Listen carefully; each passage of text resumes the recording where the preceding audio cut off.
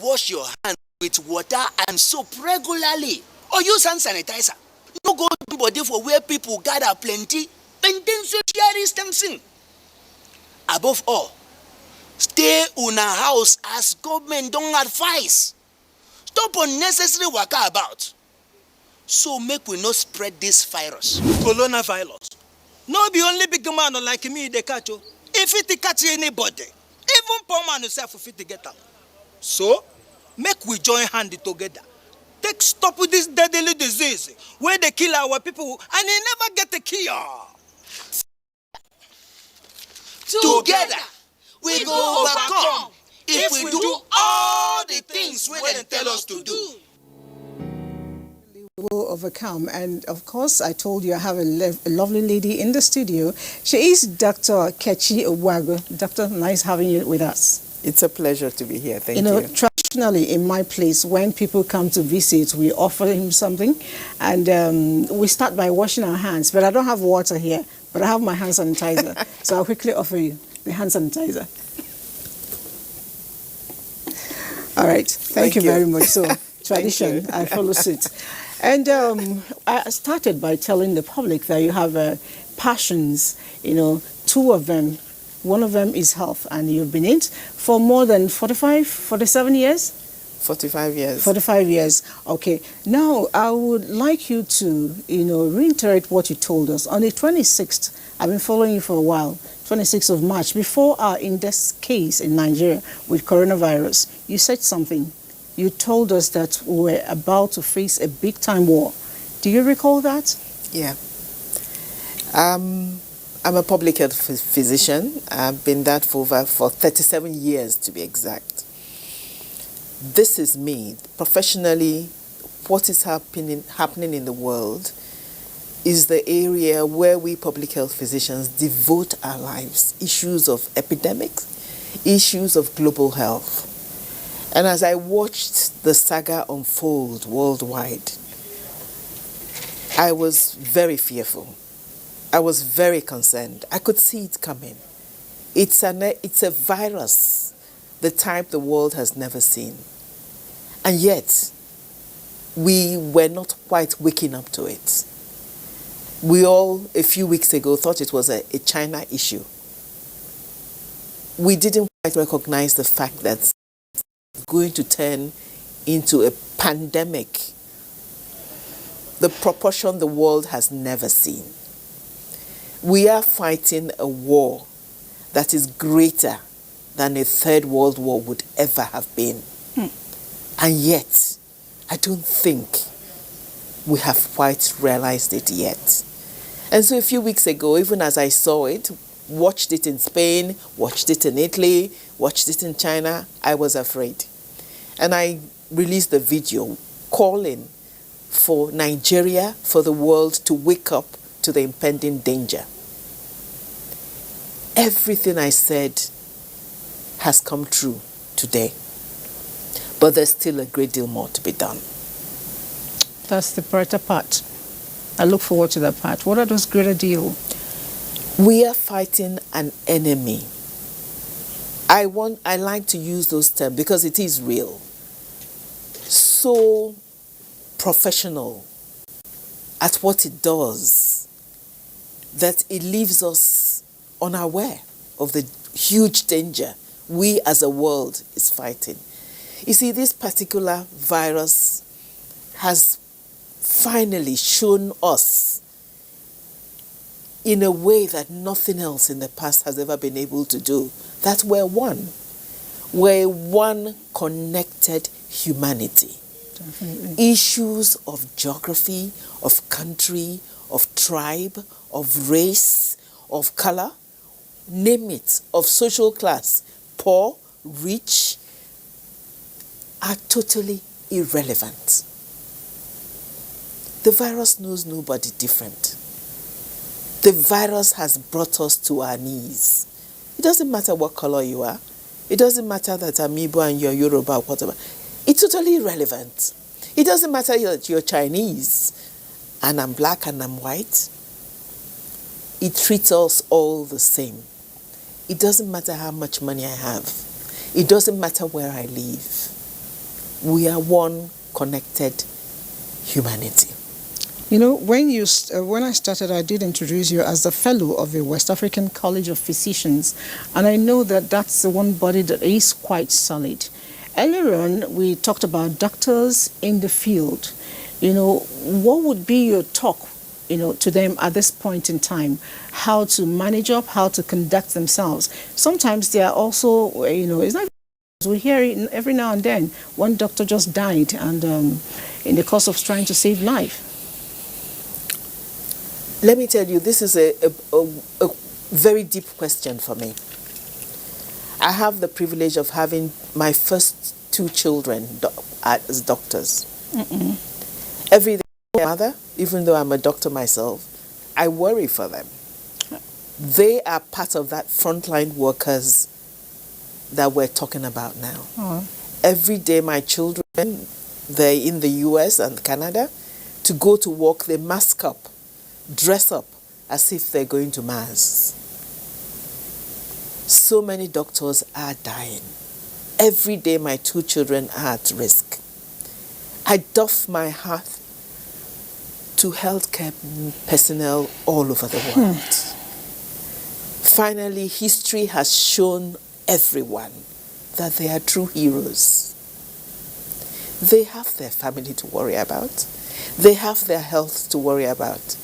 But they're working round the clock, providing health care, even when the facilities to do so are not there. I doff my hat to doctors and health personnel in this country. They're so exposed, they're so at risk. There was one that just happened in Benin. Yes, where somebody comes in, doesn't tell them the case is potentially COVID, and so many of them are potentially now at risk. Doctors in this country, I worked for many years in this country myself as a doctor before I went international, have, I'm sorry, I agree with them, been largely unrecognized doctors and health personnel for the work they do. We have oftentimes in the past cried out about the weak health system we have in this country. It is deplorable. And yet, this is the same health system that is going to be expected to cope with the emergency that is here and that will still come. But having said that, my greatest call in the video I released was the fact that this is the time the world must come together. This virus recognizes us as one. It doesn't care who you are. To defeat this war, we must come together as one at every level. National, continental, global. Until we do that, we will never contain this virus. It will destroy this world as we know it. I am not joking. It is a fact. As we sit here, it has brought the world to its knees already. Definitely. Definitely. A lot of us are, scared. Yesterday I got home, as I packed my car, little children ordinarily that will come to greet me and hug me, they tried to come around and they halted and I could see the little one, about 2 years plus, battling. Mommy said I should not hug anybody. I felt really pained at that point, but I understood because we needed to maintain our social distances. But speaking about age, I know that a lot of times we've heard that this thing affects a lot of elderly people. And I need you to speak to them at this point. What should be their concern, the elderly people? Is it because a lot of them actually have fear? Is the fear okay for them? What should be their lifestyle change at this point to ensure that they are safe? Because I want to see my grandmother at 100 and something. I like to think I belong to that elderly group. No, you're not there yet. I think I am. I know you're well above 60, 69 actually, almost 70. And for you, you redefine the word 60 is the new 40 because you don't look it. So I don't want to put you there. But the point is, you see, in answering that question, let me go back to the issue of the virus. This virus, in a way, is as if it is here to teach the world a lesson. Okay? It has mercifully been less devastating for our young. And I personally am immensely grateful for that. They get the infection, and I'm not saying that they don't get the infection, but they are oftentimes, it's less tough and severe for them. But then, they become dangers to their elderly, grandparents, and so on and so forth. Because they are then transmitting the infection without knowing they're transmitting the... That's you the see, worst part. the virus has hit us at the heart of our humanity. It has taken from us the ability to love, to hug, to touch, to show affection. That is extremely painful. Very, very. It has also put in the hands of our young the weapon to kill the people they love most. The elderly, like you said. And so, what should the elderly do? Which was a question you asked me, to protect themselves. For me, I'm a grandmother many times over now. My greatest joy at this point in time is interacting with my grandchildren. In fact, I love them so and I enjoy it so much. I told my daughter, I said, if I had known it was so wonderful, grandchildren, I would have started with grandchildren and not with children. That's a nice one. How are you going to jump the curve? I don't know, but it's so much. And so you see, for those of us elderly ones, as people age, our joy is in that constant Definitely. with our family, our children, our grandchildren. The cuddling, all of it. And yet now, it is so dangerous to do that. We have the elderly have to stay in isolation more than anybody else. And at the same time, do the best they can to remain mobile. Because if the virus doesn't kill you, inactivity and all its consequences will kill you. Yes. And still to find ways of the social interaction that you need to keep healthy and also to eat right. So basically, I have answered them. Mobility as much as you can. Eating right, so important. Very important. And finding ways, if NEPA and other facilities allowing, to interact with your loved ones through, the social media if you have access to that, the telephone if you have access to that, because those are the things that keep old people going. All right. I always, I want to add, it's really nice, like you said, whatever you do, keep yourself happy. Don't go watching where they tell you millions of people have died, blah, blah, blah. Try to watch very relaxed programs sometimes if you're that frightful. We'll be going on a little break. When we come back, the program continues. Coronavirus, where the nickname na COVID-19, it not be big man who sickness, so if it catch anybody, according to World Health Organization, WHO, where then they call WHO, make I show you how the disease they take spread. Oga travel go abroad, come back with symptoms of COVID-19 infection. As he land for airport, driver go carry and come house. Him wife and pikin welcome back. Cook arrange food for Oga. Houseboy and house girl pack Oga load enter house. Na so Oga begin spread this infection to him people. Driver go mechanic workshop, go spread am. Cook go open market to go buy one or two things. She go spread am too. Even house cleaner go back her house, go spread the same infection. Now so this coronavirus begin take style dey spread from family to we country people. So therefore, make we join hands obey all the instructions wey government and our medical people don give us. Wash your hands with water and soap regularly, or use hand sanitizer. No go join body for where people gather plenty, then dey share this thing. Above all, stay una house as government don advise. Stop unnecessary waka about. So make we not spread this virus. Coronavirus. No be only big man like me dey catch o. If it catch anybody, even poor man himself fit get am. So, make we join hand together. Take stop with this deadly disease where they kill our people and they never get a cure. Together, we go overcome if we do all the things wey dem tell us to do. All right, the program is still The Woman, and I have my guest who has been, almost making me cry, I told you, with the talk on coronavirus. It does really get to the bones, but it is true. And I recall that when we started, you said you had a particular message for Nigerians. Would you want to share that now?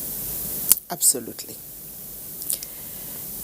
A message for Nigerians, but also a message for the world. The only way to defeat this virus is together.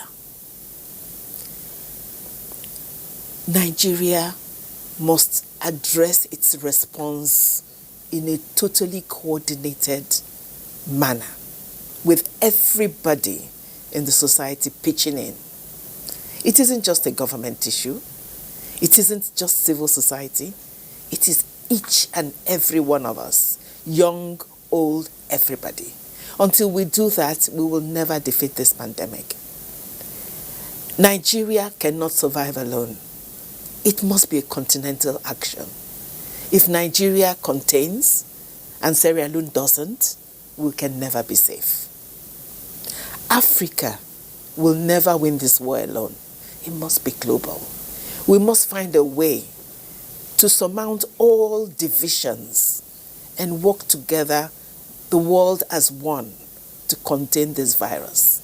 Until we do that, it's never going anywhere. But let me talk a little bit more about Nigeria. This is not the time for party politics. This is not the time for professional politics. This is not the time for it's you and it's not you, it's me and it's not me. Mm-hmm. We as Nigerians must realize the gravity of the situation for us. Sometimes I think the government understates the issue. I think it's better to be frightened and overreact than not react enough and face the consequences. Yes, the virus came in largely from abroad. But the issue is that that stage is gone. It is now being transmitted by us, within us. There is community spread. Anything else is not the truth. Let me also say that in my opinion, expert opinion, the virus is in every state in this country. Today, not just 14 states? No. It is everywhere. How do you come to that? Because there are no geographical boundaries. There are fictitious things in our mind.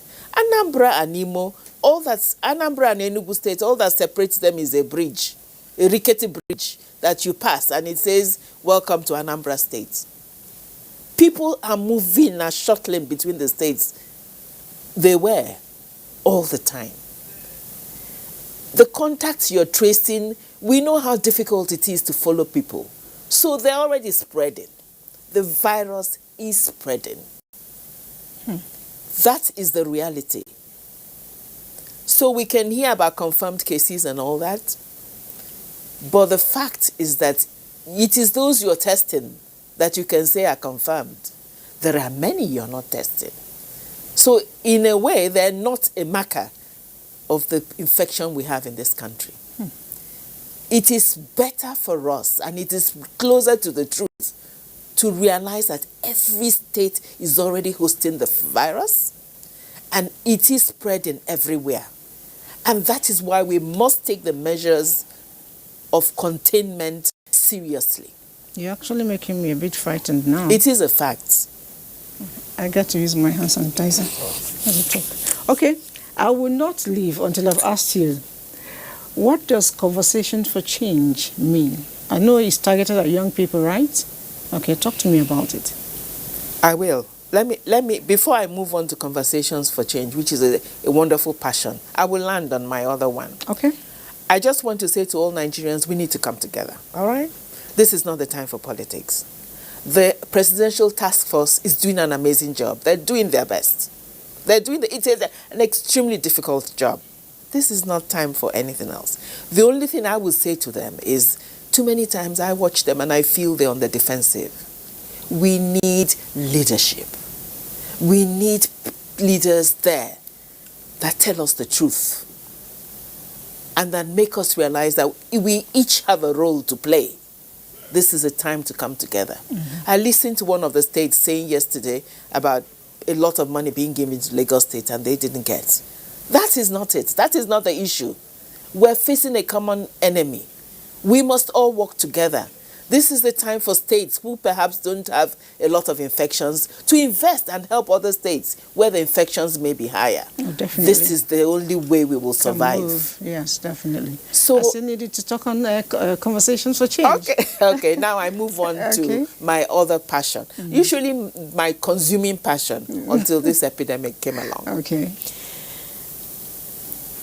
I retired. When you're blessed to retire after many years of work, but still strong, you devote your time and your passion to an unfinished agenda. For me, that agenda, young people. For many reasons. I'm a mother of 4. I have 4 amazing young people. I have daughters and sons-in-law in addition. And they give me joy. They're so talented, they're so brilliant, they have so much to give the world. But I have also worked extensively with young people. I was a lecturer in community medicine, head of department for over 10 years, nurtured and brought up many of the young doctors you see today. I worked in the United Nations for almost 20 years. A great deal of my work was with young people. They are today and are tomorrow. Definitely. This country, Nigeria, belongs to them. The future of our country depends on these young people being properly empowered. Helping them to be the best they can. Because when they are the best they can, our country will definitely be the best it can be. And I look around me and I think we're way behind in that. I talk about young people and I say they're 0 to 40. That is what Conversations for Change works on. They constitute approximately 75 to 80% of the population of this country. Where you work for the progress of this country, and that progress doesn't significantly impact on 80% of your people, you're not doing anything. I say we should be so firm as to actually, if somebody says, I have achieved in a particular area, I would ask, show me how it impacted on 80% of these young people that are young people. And if you're unable to do that, then you haven't done anything. Most definitely. I share that totally. And so I believe that it is in empowering them and positioning them to do what they need to do for this country, that this country will progress.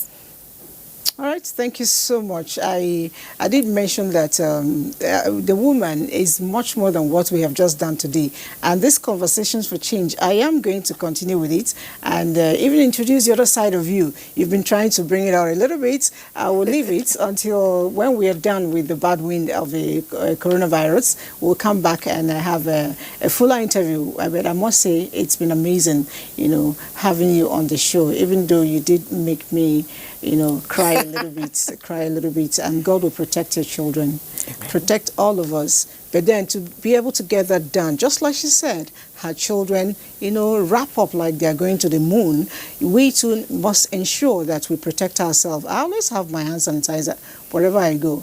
And if it's possible, there's water everywhere. Find water and wash yourself. real clean. Don't forget, people say your health is in your hands, and I say your life actually is in your hands. Bye.